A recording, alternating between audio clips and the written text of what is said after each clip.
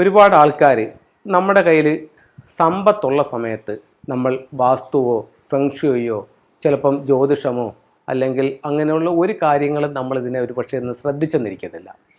നമുക്ക് മുന്നോട്ട് പോയി ജീവിതത്തിൽ ഒന്നിനു പുറകെ പരാജയങ്ങളൊക്കെ വന്ന് സംഭവിക്കുമ്പോഴത്തേക്കാണ് നമുക്ക് ഒരു ബോധമുണ്ടാവുന്നത്.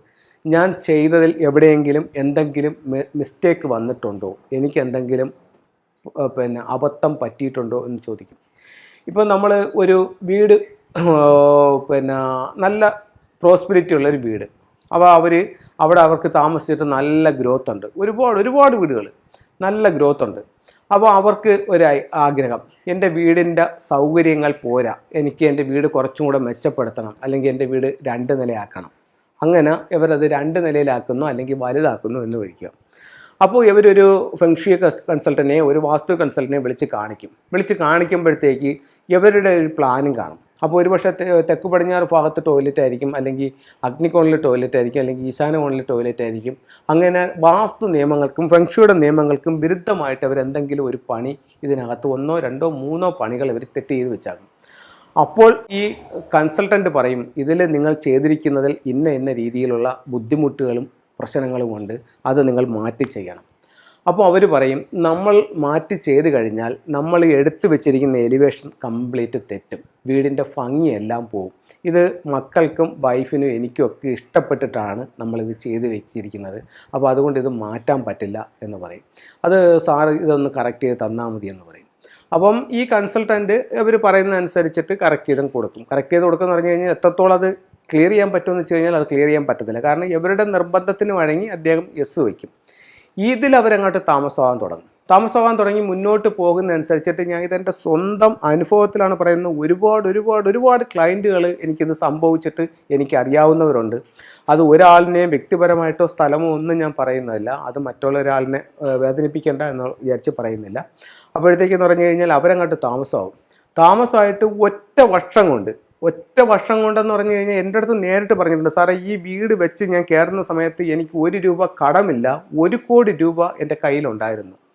ഈ വീട് വെച്ച് താമസിച്ച് അടുത്ത 1 വർഷത്തിനകത്ത് വെച്ച് എൻ്റെ 1 കോടി രൂപ പോവുകയും ചെയ്തു, 1 കോടിക്ക് മീതെ എനിക്ക് കടബാധ്യത ആവുകയും ചെയ്തു. നല്ല ബിസിനസ് ചെയ്ത ആൾക്കാർ. ഇദ്ദേഹത്തിൻ്റെ വീട്ടിൻ്റെ ഒരു വലിയ മിസ്റ്റേക്ക് എന്ന് പറയുന്നത്, ഇദ്ദേഹത്തിൻ്റെ വീടിൻ്റെ തെക്ക് പടിഞ്ഞാറ് ഭാഗത്ത് ഒരു സ്വിമ്മിംഗ് പൂൾ പണിഞ്ഞു. വീടിൻ്റെ തെക്ക് പടിഞ്ഞാറ് ഭാഗത്ത് ഒരു ഷട്ടറാണ്, ആ ഷട്ടർ ഓപ്പൺ ചെയ്ത് നമ്മൾ അതിനകത്തോട്ട് ഇറങ്ങിക്കഴിഞ്ഞാൽ ഒരു സ്വിമ്മിംഗ് പൂളാണ്. അതിങ്ങനെ പണിഞ്ഞു വെച്ചിരിക്കുക. കംപ്ലീറ്റ് പോയി എന്ന് പറഞ്ഞാൽ വാസ്തുപ്രകാരം മൊത്തം തെറ്റാണ്. പക്ഷേ ആ പണമുള്ള സമയത്ത് നമ്മൾ ഇതൊന്നും നോക്കുകയോ മറ്റുള്ളവർ പറയുന്നത് അംഗീകരിക്കുകയോ ചെയ്തില്ല. അപ്പോൾ എപ്പോഴായാലും നമ്മൾ ഈ നിയമങ്ങളൊന്ന് പാലിച്ച് ഇതിനെ ഒന്ന് കറക്റ്റ് ചെയ്ത് പോവുകയാണെങ്കിൽ വലിയ തിരിച്ചടികൾ ജീവിതത്തിൽ നേരിടേണ്ടി വരത്തില്ല. നമുക്ക് വളരെ നല്ല രീതിയിൽ മുന്നോട്ട് നയിക്കാനായിട്ട് വാസ്തുവും ഫെങ്ഷുയും നിങ്ങളെ സഹായിക്കും. അപ്പോൾ എനിക്ക് പറയാനുള്ളതെന്ന് പറഞ്ഞു കഴിഞ്ഞാൽ, എൻ്റെ ഈ പ്രോഗ്രാം കാണുന്ന ഏതൊരു വ്യക്തിയും ഇപ്പോൾ നമ്മൾ എന്തെല്ലാം ആവശ്യങ്ങൾക്കായിട്ട് വിനിയോഗിക്കുന്നുണ്ട്, നിങ്ങളുടെ വീട് നല്ലൊരു ഫെങ്ഷി കൺസൾട്ടനെ കാണിച്ചു, ഫെങ്ഷി കൺസൾട്ടൻറ്റിൻ്റെ തന്നെ ഞാൻ പറയും, ഫെങ്ഷിയും വാസ്തു രണ്ടും കൂടി അറിയാവുന്ന ഒരാളിനെ വിളിച്ച് നിങ്ങളത് കാണിക്കുക. വാസ്തുപ്രകാരവും ഫെങ്ഷി പ്രകാരവും അതിൻ്റെ ഗുണങ്ങളും അതിൻ്റെ പോരായ്മകളും നിങ്ങൾ സ്വയം മനസ്സിലാക്കുക. എന്നിട്ട് അതിൻ്റെ ഒരു തിരിച്ചറിവ് അല്ലെങ്കിൽ അതിൻ്റെ ഒരു കാര്യം നിങ്ങൾക്ക് കറക്റ്റ് പിടികിട്ടിയെങ്കിൽ അതിനെ ഒന്ന് കറക്റ്റ് ചെയ്യുക. ഇത് നിങ്ങളുടെ ലൈഫിൽ ഒരുപാട് നല്ല കാര്യങ്ങൾ ഭാവിയിലേക്ക് കൊണ്ടുവരാനായിട്ട് സാധിക്കുമെന്ന കാര്യത്തിൽ യാതൊരു സംശയവുമില്ല. നമുക്ക് ഫെങ്ഷുയിലെ ചില ടൂൾസിലേക്ക് പോവാം. ഇത് ഒരു കുവാൻ കിങ് എന്ന് പറഞ്ഞിട്ടൊരു സ്റ്റാച്ചു ആണ്. ഇത് ഒരു വീട്ടിലേക്ക് മെയിൻ ഡോറിൽ നിന്ന് കടന്നു വരുന്ന നെഗറ്റീവായിട്ടുള്ള ഊർജ്ജത്തെ നമ്മുടെ വീട്ടിലേക്ക് കടക്കാതെ ഇതിനെ എതിർത്ത് നിൽക്കാനായിട്ട് ഈ ഒരു ടൂള് നമ്മളെ സഹായിക്കുന്നതാണ്. ഇത് 5 എലമെൻറ്റ് പഗോഡ എന്ന് പറഞ്ഞിട്ടൊരു ടൂളാണ്. ഇതിൻ്റെ മുകൾ വശം ഓപ്പൺ ചെയ്തതിന് ശേഷം ഇപ്പോൾ 5 എന്ന് പറയുന്ന നക്ഷത്രം 2024 പടിഞ്ഞാറ് ഭാഗത്താണ് നിൽക്കുന്നത്. പടിഞ്ഞാറ് ഭാഗത്തു നിന്ന് ഒരല്പം മണ്ണെടുത്ത് ഇതിനകത്തിട്ട് ഇത് ക്ലോസ് ചെയ്തിട്ട് ഇതിൻ്റെ നിങ്ങളുടെ ലിവിങ് റൂമിൻ്റെ അല്ലെങ്കിൽ നിങ്ങളുടെ വീടിൻ്റെ വെസ്റ്റ് ഭാഗത്ത് എൻട്രൻസിന് സമീപം ഇത് വയ്ക്കുന്നത് ആ ദോഷത്തെ ഇല്ലാതാക്കാനായിട്ട് നല്ലൊരു ടൂളാണ്. നമ്മുടെ വീട്ടിൽ എപ്പോഴും ഒരു സമാധാനവും നല്ലൊരു അറ്റ്മോസ്ഫിയർ കിട്ടാനായിട്ട്, ഒരു ഡിവൈൻ എനർജി കിട്ടാനായിട്ട് നിങ്ങളുടെ ലിവിങ് റൂമിൻ്റെ നോർത്ത് വെസ്റ്റ് കോർണറിൽ ഒരു ശ്രീബുദ്ധൻ്റെ സ്റ്റാച്ചു വയ്ക്കാവുന്നതാണ്. ഗൗതം ബുദ്ധ എന്ന് പറഞ്ഞിട്ടുള്ളൊരു ഈ സ്റ്റാച്ചു വയ്ക്കാവുന്നതാണ്. നമ്മൾ എന്ത് ചെയ്താലും അതിലൊരു വിജയം ഉണ്ടാവാനും അതിൽ നമുക്ക് നേട്ടങ്ങൾ ഉണ്ടാവാനും സാമ്പത്തികമായിട്ട് അഭിവൃദ്ധി ഉണ്ടാവാനും വിക്ടറി ഹോഴ്സ് എന്ന് പറഞ്ഞിട്ട് ഇത്തരത്തിലുള്ളൊരു കുതിരയുടെ സ്റ്റാച്ചു നിങ്ങളുടെ ലിവിങ് റൂമിൻ്റെ സൗത്തിൽ വെക്കുക. ഇതിൻ്റെ ഫേസ്, ഇതിൻ്റെ കാലും വീട്ടിൻ്റെ ഉള്ളിലേക്ക് നോക്കി വെക്കുന്നത് വളരെയധികം ശ്രദ്ധിക്കേണ്ട ഒരു കാര്യമാണ്.